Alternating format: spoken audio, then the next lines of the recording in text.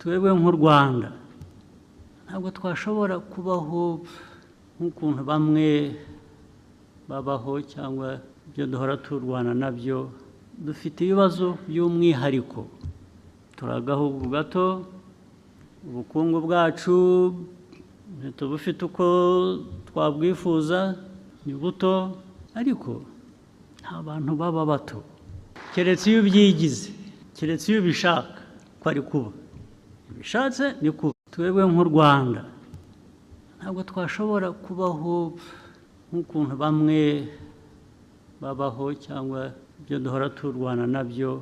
Dufite ibibazo by'umwihariko, turi agahugu gato, ubukungu bwacu ntitubufite uko twabwifuza, ni buto, ariko nta bantu baba bato keretse iyo ubyigize, keretse iyo ubishaka ko ari kuba, bishatse ni kuba.